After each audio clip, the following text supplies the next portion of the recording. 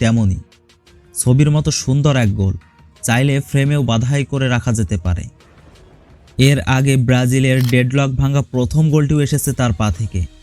দুর্দান্ত রিচার্লিসনের ম্যাচ জুড়ে আক্রমণ ফুটবলের দুটি ছড়িয়ে সার্বিয়াকে 2-0 গোলে হারিয়ে বিশ্বকাপে উড়ন্ত সূচনা পেয়েছে 5 বারের বিশ্ব চ্যাম্পিয়ন ব্রাজিল। লুইসাল স্টেডিয়ামে আগের দিন ফাঁস হওয়া দল থেকে একটি পরিবর্তন নিয়ে আসে ব্রাজিল।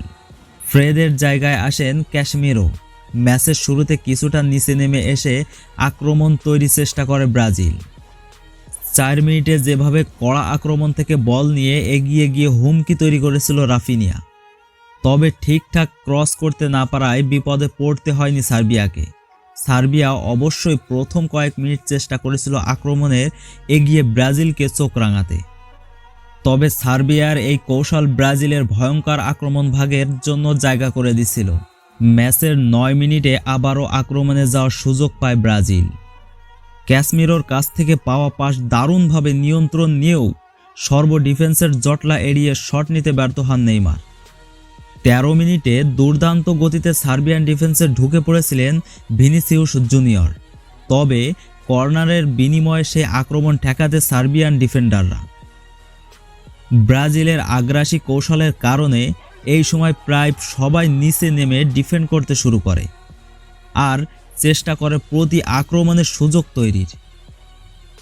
এর মাঝে 21 মিনিটে ক্যাসেমিরোর দূরপাল্লার শট সরাসরি গিয়ে জমা হয় সার্বিয়ান গোলরক্ষকের গ্লাভসে।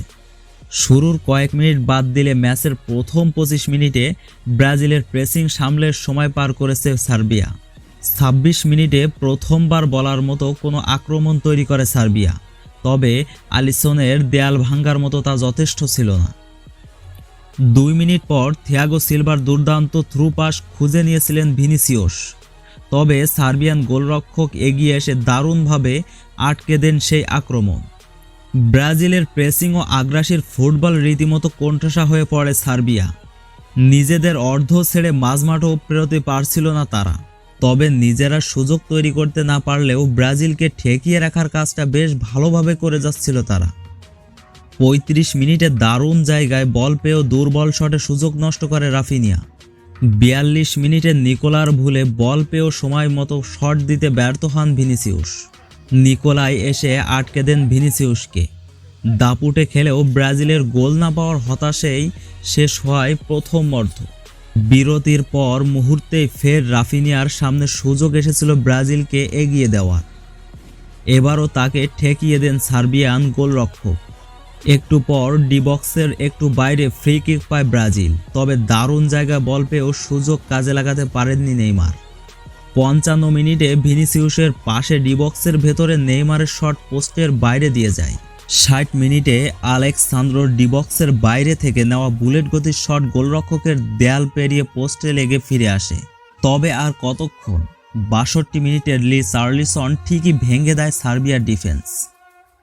আক্রমণটা তৈরি করেছিলেন নেইমার, তবে শট নেওয়ার জায়গা বের করে আগে ফাঁকা পেয়ে দ্রুত শট নিয়ে নেন পাশে থাকা ভিনিসিউস। রিয়াল মাদ্রিদ তারকার প্রচেষ্টা সার্বিয়ান গোলরক্ষক মিলিনকোভিচ ফিরিয়ে দিলেও ফিরতি শটে বল জলে জড়ান রিচার্লিসন। গোল খেয়ে কিছুটা আগ্রাসী হওয়ার চেষ্টা করে সার্বিয়া, 2-1 বার ব্রাজিল ডিফেন্সে হানাও দেয়, তবে সমতাসূচক গোলটি আসেনি। উল্টো বিশ্বকাপে এখন পর্যন্ত সেরা মুহূর্তটি উপহার দিয়ে ব্রাজিলকে জোড়া গোলে এগিয়ে দেন রিচার্লিসন। 73 মিনিটের এই গোলটি ফ্রেমে বাধাই করে রাখার মতো। ম্যাচে দারুণ খেলা ভিনিসিউসের অসাধারণ এক পাস নিয়ন্ত্রণে নিয়ে দুর্দান্ত এক বাইসাইকেল কিকে গোল করে ব্রাজিলের জয় নিশ্চিত করেন এই টাইটেনহাম তারকা। একটু পর কাসেমিরোর শট পোস্টে লেগে ফিরে আসলে তৃতীয় গোলটি পাওয়া হয়নি ব্রাজিলের, তবে এই ম্যাচ দিয়ে ব্রাজিল যেন প্রতিপক্ষকে বার্তাও দিয়ে রাখল।